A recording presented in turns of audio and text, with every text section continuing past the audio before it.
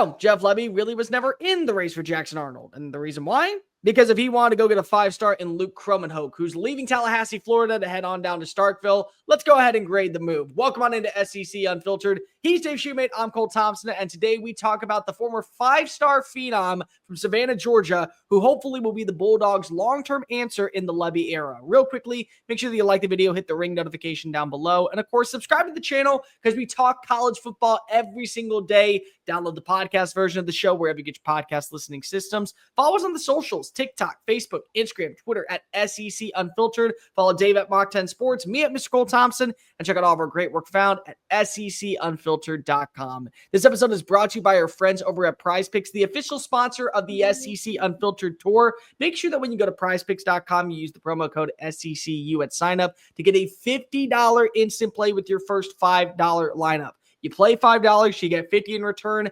PrizePicks is the #1 college football fantasy app. It's made for you. It's made for the college football fan in basketball as well. So go ahead and use the promo code SECU at PrizePicks.com whenever you get it to sign up for a $50 instant play. Dave, we don't know much about Luke Kromenhoek. We don't know what he can truly be because of the limitations we saw this past year when he was at a disastrous 2-10 Florida State team. But Jeff Lebby got himself a 5-star quarterback. Jeff Lebby got himself a guy that now he gets to put his name on. I'm going to make this kid something, just the way that we saw when I was working with the guys like Matt Corral in the past, when we were looking with Dylan Gabriel in the past.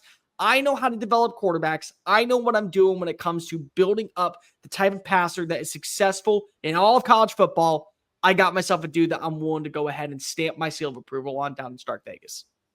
Yeah, one thing I don't really worry about with Jeff Lebby is the development of a quarterback. I mean, even going, like you said, Dylan Gabriel that year, even at UCF, going back their first time they were together in Orlando before they moved to Norman. And like you said, Matt Corral in Oxford, Lane Kiffin.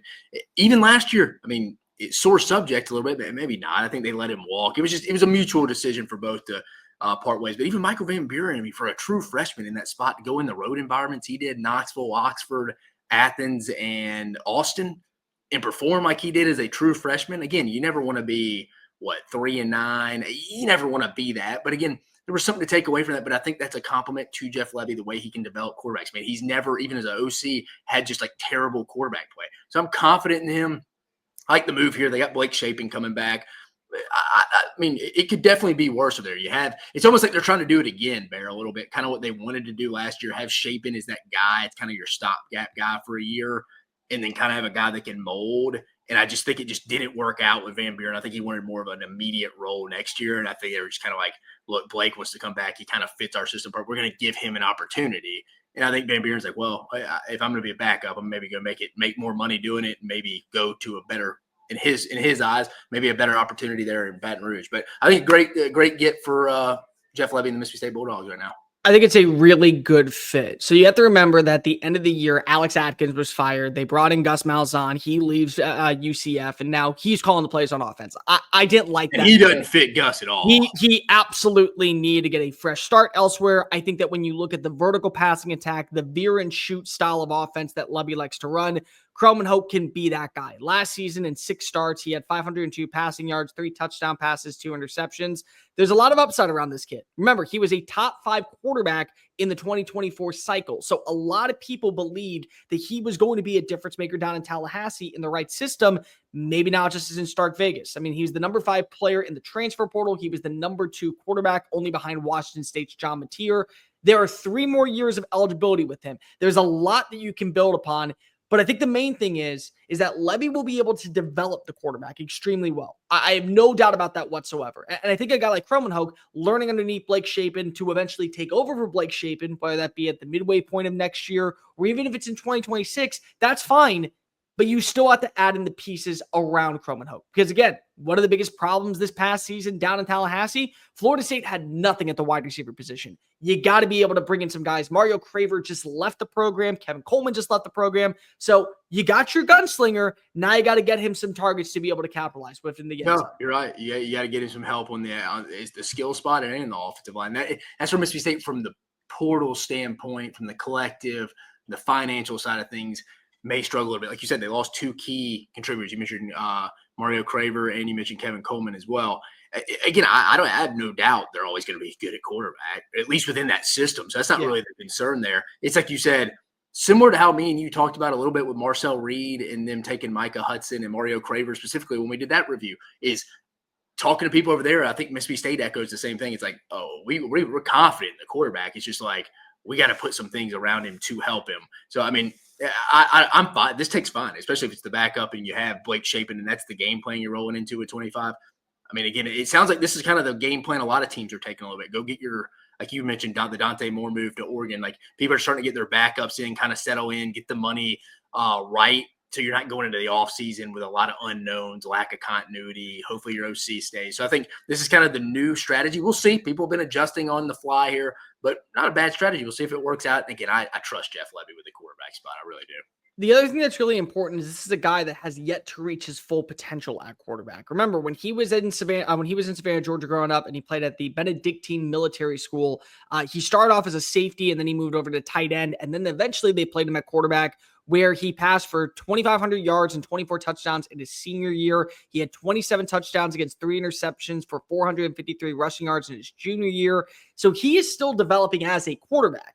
This is somebody who is far from a complete product, very similar to what Malik Murphy was when he was coming out of high school, going to Texas.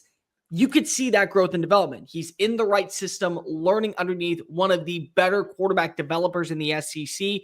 I think that's a benefactor. Let's break down the grade of what this could mean for Mississippi State, more importantly for Kromenhoek. Elite, all league, winnable plus, winnable minus, JAG. If you want to break this down a little bit more, Dave, on how the grading scale works, I think that we have a good indication of where this kid is versus where this kid could be. So I may be grading a little bit different than I usually do on other players. Yeah, that's a good point. But this is just the background grading scale. Georgia, Oregon, the schools I've worked at used from a standpoint. Now, we used this when we were grading high school kids. It probably had to be tweaked a little bit for portal, but it's still, the point still stands. I think you have to match in the personnel side of things your high school grading scale with your college portal grading scale, just like the NFL does from their college side and from their free agent pro side of things as well. But elite, rare, me and Cole, and I think most people in general that are pretty good about it, nobody's giving this out a lot. I mean, it's a rare dude starting day one, instant impact. You see it. Travis Hunter, Caleb Williams, Will Anderson, Jeremiah Smith, guys like that.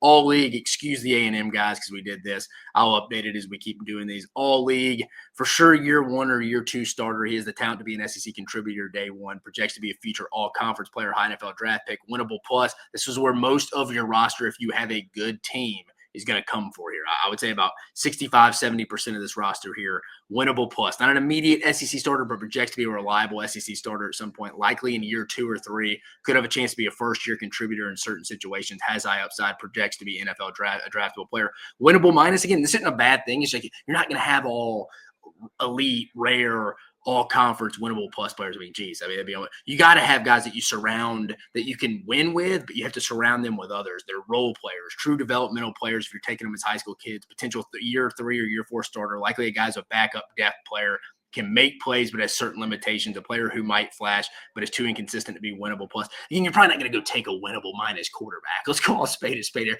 Yeah, we don't think he's great. We got to surround him with a lot of stuff. You wouldn't go take it. May end up what he turns into be. But on the front end of that, you're not going to take that. And then obviously a JAG, POI, just a guy, prospect of interest there for those 2 acronyms there.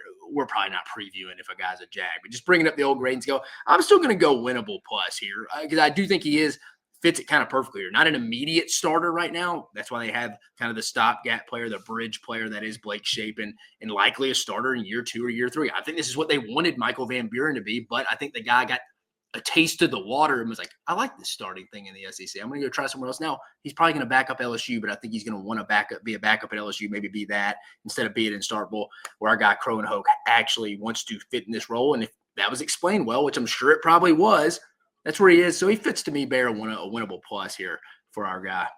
I go all league. And the reason I do is because of it's very similar to DJ Lagway.